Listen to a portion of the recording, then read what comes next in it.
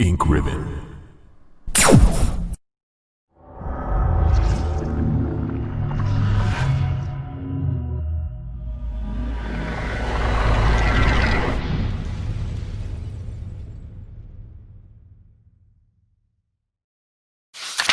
From the evidence gathered thus far, it would appear that most of Delta Team was wiped out between the time they requested backup and the time we reached the area.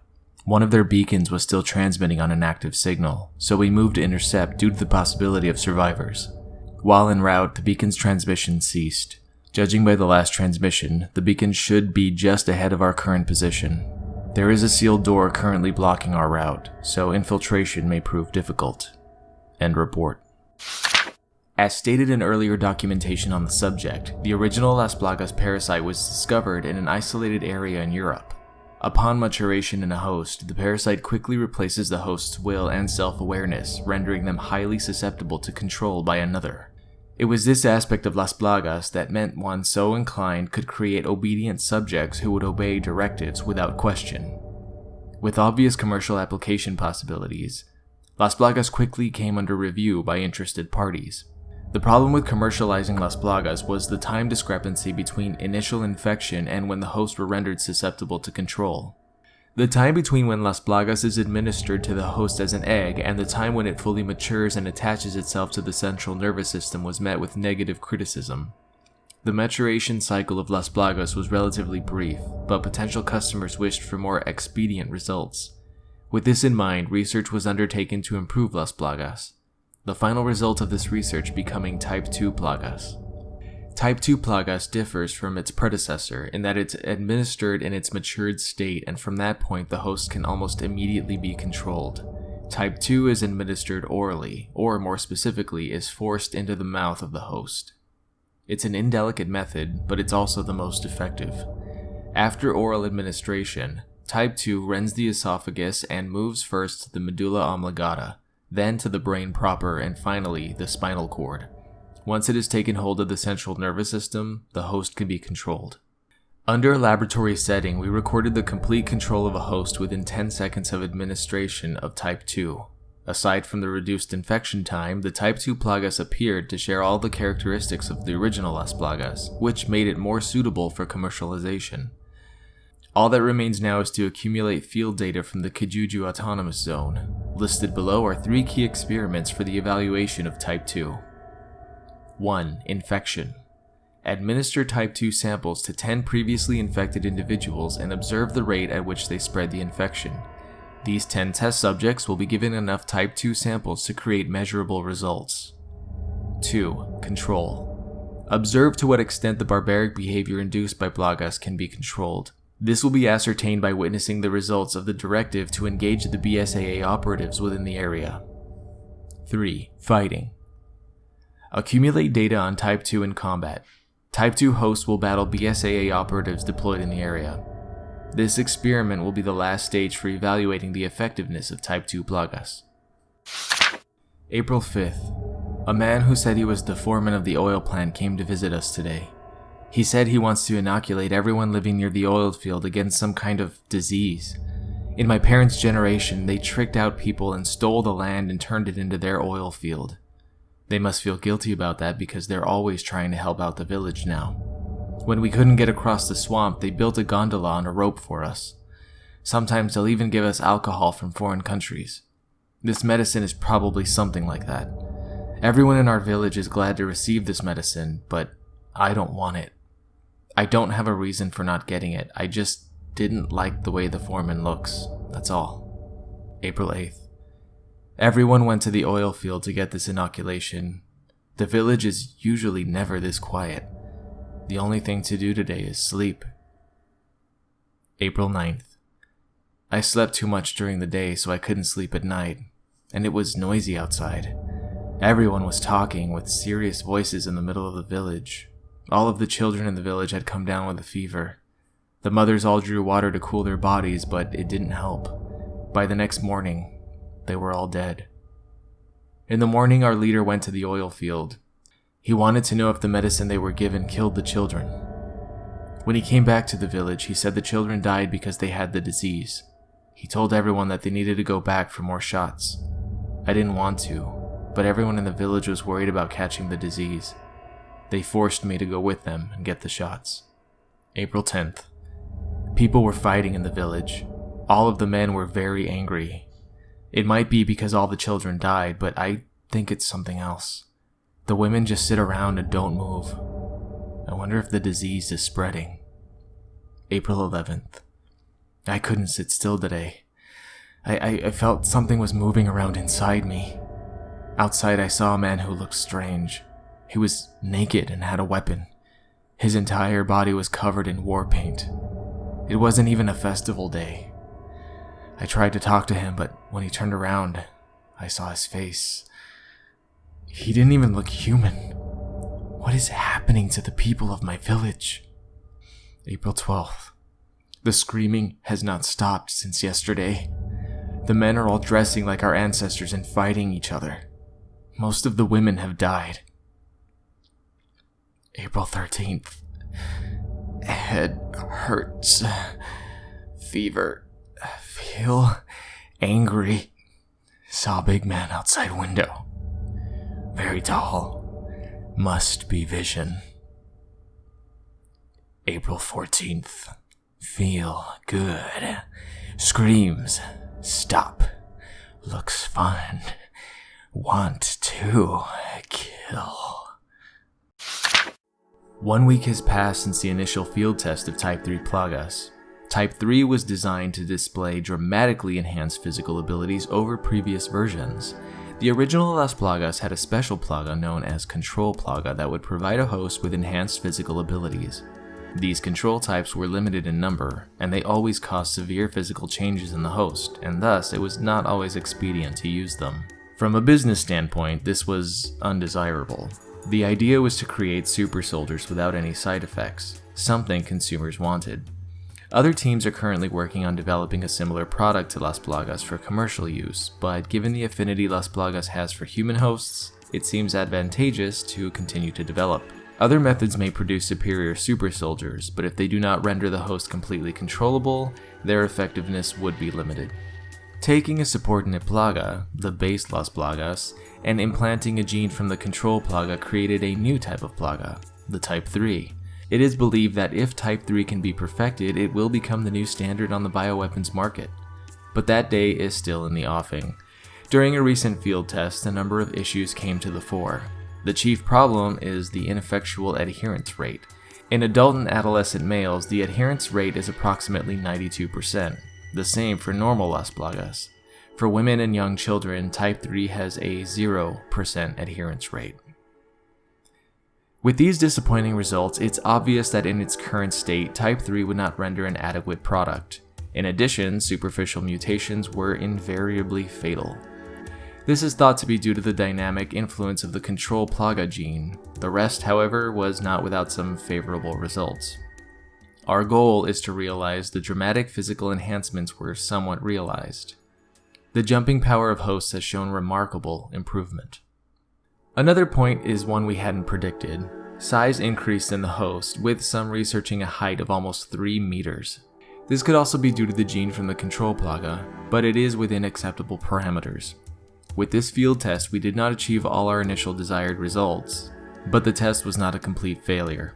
It may be possible to use the information garnered from the current test and use them to make improvements in any future tests. 1966, December 4th. Mr. Spencer once spoke of a flower called the Stairway to the Sun. Supposedly, this flower would give the person who consumed it incredible abilities. Everyone thought it was nothing more than a rumor or legend that Mr. Spencer was telling us, but later research would prove us wrong. The first person to recognize the validity of this story was my teacher, Dr. James Marcus. He hypothesized that a virus, heredo unknown, might exist that could alter DNA. The man was so perspicacious. His hypothesis turned out to be correct. The virus delivered in that flower was labeled progenitor. For 3 months in Africa, we worked diligently, fretted over results, and staved off attacks from the Nipaya. After such time, our efforts were finally rewarded. Even Dr. Marcus, who until yesterday looked exhausted, was in good spirits. He wants to return home as soon as possible, to delve deeper into his research. I feel the same way. I want to learn the secrets of this progenitor virus as soon as possible. 1967, February 12th. We've hit the metaphorical brick wall. We brought the progenitor flower back from Africa and attempted to cultivate it here. The initial culture samples of the progenitor virus have not shown DNA-altering characteristics. We cultivated the flower to mass-produce the progenitor virus.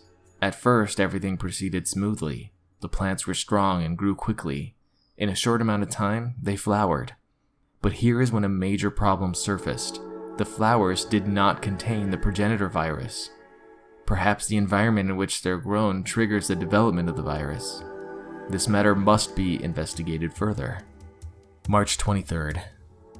We've made no progress. We've tried cultivating the flower under different conditions, but with no luck in triggering the development of the virus itself.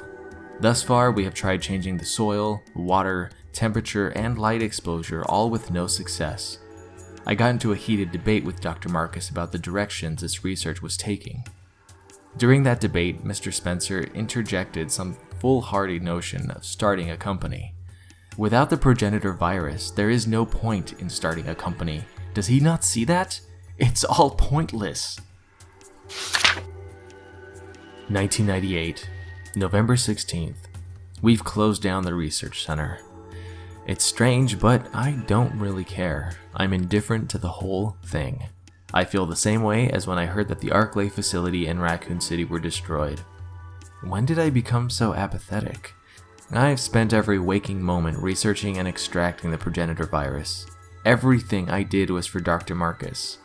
Actually, when I think about it, I probably stopped caring the day I heard he had died all those years ago.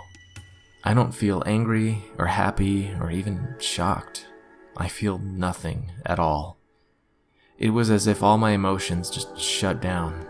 I just kept sending out samples of the progenitor virus to all of Umbrella's laboratories. I was just an automated machine reporting to Umbrella headquarters every time one of my subordinates made a breakthrough or discovered something new. I was like a zombie ambling through life. No thoughts, no feelings. And now the research center where I've spent half my life is closed. I really don't care one way or another. It's probably all for the best. Perhaps it's too late to have any semblance of a life again. 1968, April 15th. It's been over a year since we had any breakthroughs. That's why Dr. Marcus and I have decided to return to Africa. We can no longer continue our research without the progenitor virus. I know those routine attacks by the Nipaya are going to rack my nerves, but for the sake of our research, I will persevere. In the face of my foreseen dismay, it was Mr. Spencer who provided the answer. If you're worried about the Nipaya, then we'll just have to remove them from the equations. I can only imagine the look of shock on our faces. The idea never occurred to me. It was quite an atypical solution to our problem, but it seemed to be the only option available. Dr. Marcus and I decided to try Mr. Spencer's plan. August 19th. Finally, some good news. We learned they were able to chase the Nipaya off their land. The land we acquired only amounts to half of those underground ruins, but if it includes the area where the progenitor flower grows, then there should be no issues. Mr. Spencer said he plans to construct research facilities at the site, which will expedite our research into the virus. We hastily made our preparations to depart to Africa, but Mr. Spencer requested that Dr. Marcus stay in Raccoon City to take over the training center. We were initially taken aback by this request, but we soon realized it was the logical course of action. Dr. Marcus needs a calm environment to properly conduct his research. If he were in Africa, there would be no proper facility for him to use at this time. I just hope the African research facilities get built soon. So now I will go alone to Africa and send back samples of the progenitor virus to Dr. Marcus. Both Dr. Marcus and Mr. Spencer agree that this is the best course of action. I have to start making preparations to go. I have a feeling I'll be pretty busy starting tomorrow. September 29th. I've been in Africa for 2 weeks now. It's a good thing Dr. Marcus isn't here. This place is far from being a paradise of research and scientific study. The so-called research facilities are nothing more than a bunch of tents, and we have to employ armed soldiers to keep the Nipaya at bay. But the thing that gets on my nerves the most is the sound of the construction for the real research facilities. How am I supposed to concentrate on research when everything is threatening to drive me insane? I'm trying to just concentrate on extracting the virus samples from the progenitor flower so I can send them to Dr. Marcus. Hopefully, if I focus on my work, I can remain sane in this godforsaken place. 1969, June 15th. The research facilities are finally completed. This is the real Umbrella Africa Research Center, not just some pile of tents. But I've come to a realization in the past 9 months. The facilities are too small for our needs. We need to make them larger, more suitable for our research. Then we can fill them with the more talented researchers. This place needs to be our front line in our progenitor virus research. Our results will do a great service to Dr. Marcus and his viral research. In a rare turn of events, that old skinflint Spencer actually agreed with me on this. T-virus development a success. January 13th, 1978. J. Marcus. February 19th. When I heard it was the laboratory used by Umbrella in Africa, my expectations were raised, to say the least. But when I saw it, well, it's a lab in name only. I don't know how Umbrella ever used it, and Lord knows how Tricell could possibly have ever had any use for it. The place was abandoned long ago, so there's nothing of any value to us. Not one piece of lab equipment remains, at least nothing that still works. I can't say I'm surprised because I have expected this. Anyway, the important thing is the progenitor virus. If we didn't need that virus for our research, there would have been no need to come to this run-down Umbrella facility anyway. We already have the samples of the T virus, G virus, and the T Veronica virus, and even the Las Plagas parasite. We have everything we need for our research. We just didn't have that damn progenitor virus. But we finally got our hands on it. Hopefully this will give us the much needed breakthrough in our research. I can't wait to start working on it. March 7th. I wonder who came up with the name Liquor for those creatures. I mean, when you see its long tongue, you just know it's the perfect name. But for researchers like me, BOWs like Liquors are just a pain in the ass. If I said Liquors were too perfect, I'd probably be going too far in my praise. But they're pretty much an evolutionary dead end. There's no room left for improvement. BOWs that were created using the T-virus don't seem to show much improvement when the progenitor virus is administered. I mean, their abilities show some slight improvements. For example, their sense of smell seems more or less improved, but that's all we've got so far. They're still blind as an old lady, and they're ugly as shit. The biggest jump in their evolution seems to be their ability to reproduce. I hate when things don't go according to plan. But since there's still demand for liquors on the BOW market, I guess things aren't all that bad. Caucasian, female. Eye color, blue. Subject has already been in a medically induced stasis for an extended period. All vital signs include heart rate, respiration, blood pressure, and temperature are within normal values. A pigmentation abnormality has been observed. Affective abnormality is limited to cranial hair follicles. In addition, slight skin whitening, etiolation, has been observed. Hey, I know this is sudden, but I'm going to be getting some time off soon. We've completed most of our work on the new project. Sorry, you know I can't talk about work. So they're giving us some time off as a reward for all our hard work. All the staff are leaving tomorrow and we'll finally be able to get out of this country. I'm heading straight back to Arizona and I can't wait to get home and see everyone. More than that, I'll just be happy to get away from the high and mighty Miguel. Guy thinks he's some sort of super genius. Miguel's a guy that sits next to me at work, and he's a good researcher and all, don't get me wrong. He's got some good ideas and is good at noticing details, but every time he opens his mouth, he just goes on and on about how great he is. You can't even begin to imagine what a torture it is to hear that day in and day out. I wish we made a sedative I could give him. But forget all that. What matters is that I should come back home within the next few days, and when I get back, I'll give you a call.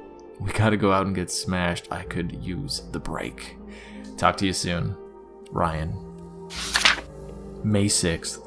A fire broke out during the test for loading Ouroboros virus onto the missiles. This required a temporary level 4 BL4 quarantine for the immediate area. May 11th. It's been 5 days since the area was put under quarantine. There have been reports of an animal undergoing a strange and rapid mutation. Eyewitness accounts indicate the creatures possess a very hard epidermis.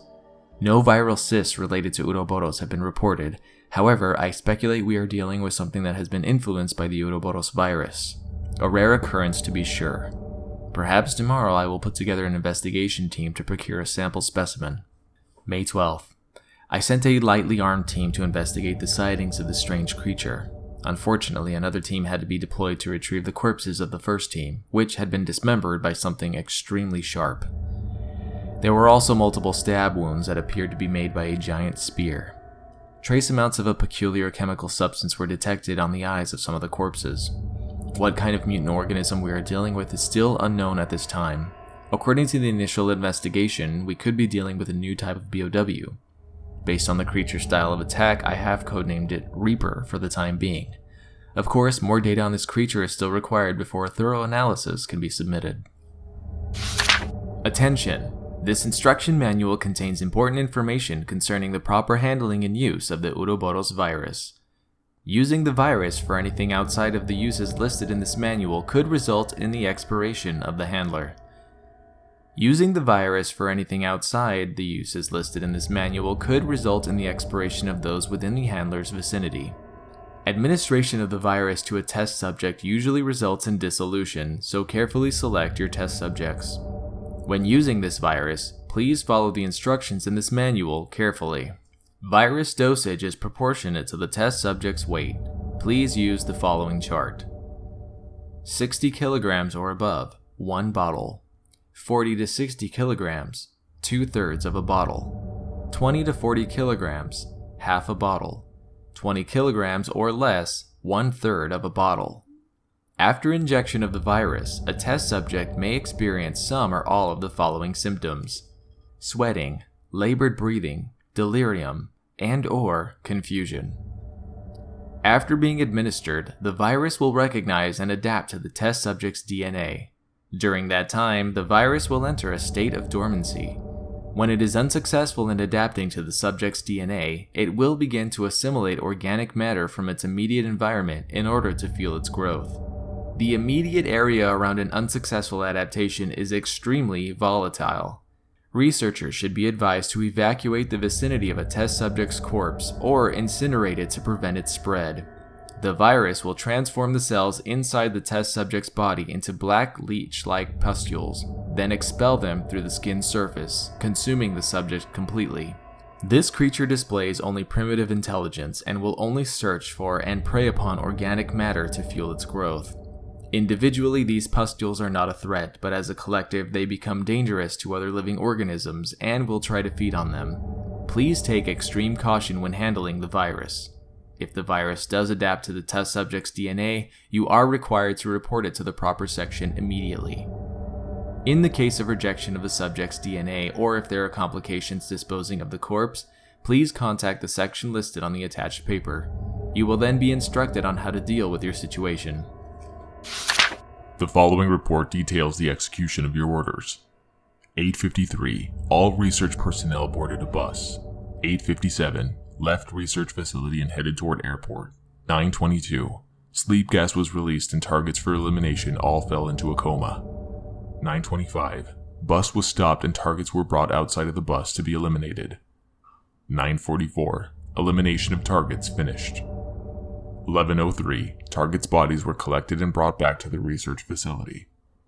11:35, bodies disposed of in the underground furnace along with all personal effects. 13:10, completed immolating all bodies and personal effects. All orders successfully carried out. End of report. May 8th. Our current aim is to develop a virus that surpasses the potential of both G virus and T Veronica virus. We need to eliminate extreme mutations, mental atrophy, and instability in the virus. We were told not to be concerned with the retention and rejection rates, but even still, overcoming these 3 problems is going to be a challenge. Of course, all that is really only a problem for regular researchers. I'm already on the cusp of overcoming 2 of the problems. The third is proving to be a bit trickier, so I may have to resort to some alternative methods. Sometimes I frighten myself with my own ingenuity. TriCell is fortunate to have someone of my intelligence on their payroll. It has been confirmed that the accident in Raccoon City Arclay Research Facility was due to the involvement of Project W test subject number 13, hereafter referred to as Albert. His death in the accident has made obtaining any further information an impossibility. Albert's death was confirmed by the Information Department. Albert's death puts the current success rate of Project W down to 18%. The quota of qualified individuals for the project has been drastically reduced and must be addressed immediately. This poses a grave situation for any progress that can hope to be made in the project. Since there is no roster of qualified individuals to replace the recent losses, it would be advisable to start selecting individuals from the pool of failed candidates. After this, adjustments can be made to restore up to 93% of the quota prior to Albert's death. Umbrella Information Department, Alex W. I just received word that Raccoon City has been wiped out. The Americans finally took action against us.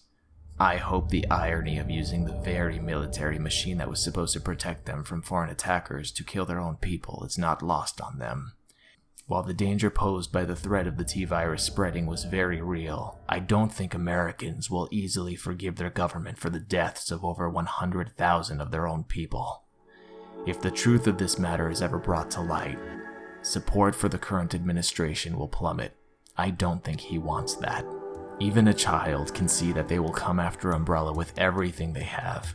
To hide their own foolish mistakes, they will blame Umbrella for Raccoon City's annihilation. It would seem Umbrella will share Raccoon City's fate, but perhaps it will be due to a lesser degree. Umbrella was nothing but a tool for the research of the progenitor virus. Even without that tool, the research still survives. Only Umbrella's lowly employees will be hurt by its dissolution. If the secret research involving the progenitor virus is protected, then I can always rebuild anew. I've already made preparations for such a plan. The research facility in Africa remains a secret, and it is there that the progenitor virus is produced, something we didn't achieve until the late 80s. Only a handful of people in the company are even aware of the African facility's existence thanks to our strict regulation of the flow of information. Only a minimum amount of personnel were ever transferred from Africa to other locations, and they were always closely monitored. Director Bailey has confined to the African facility for almost 30 years, and even that has all been for this day. All that remains is to close the facility and everything will go according to my plan. Once that facility is gone, all of its connections to Umbrella will disappear with it. Then I will have to deal with anyone who has a level 10 security clearance, as they are the only ones who know of the African facility's existence. Everyone else will be summarily disposed of. My secrets will be protected. When one buries a treasure, one should not leave behind a map. A printout is stuck inside the notebook. Personnel with access to company secrets. Level 10, Oswell S., deceased. Henning P., imprisoned. Masaki T., deceased. Jenny K., whereabouts unknown. Carlos M., found, information obtained, eliminated. Level 9, Brandon B., deceased. Frank E., deceased. Isabella C., deceased. Greg A., deceased. Lee D., deceased. Michael K., deceased. Ethan W., deceased. The Shango satellite laser is operated by using a rocket launcher style laser targeting device, or LTD, that sends targeting coordinates to the satellite. The satellite is then capable of firing a highly concentrated laser within centimeters of the target. Operation procedures. 1. Aim the LTD at the target to relay the coordinates to the satellite. 2. Once the target has been ascertained, the coordinates will be relayed. During the transmission, the target ring will appear red on the targeting scope. Note: if the targeting sensor's AI perceives that the target is no longer being tracked by the targeting scope, transmission of the coordinates will be cancelled. 3. When lock-on appears on the scope, it means the transmission has been successfully sent. Pulling the trigger now will activate the laser. 4. The firing cannon must be given time to recharge before it can be refired.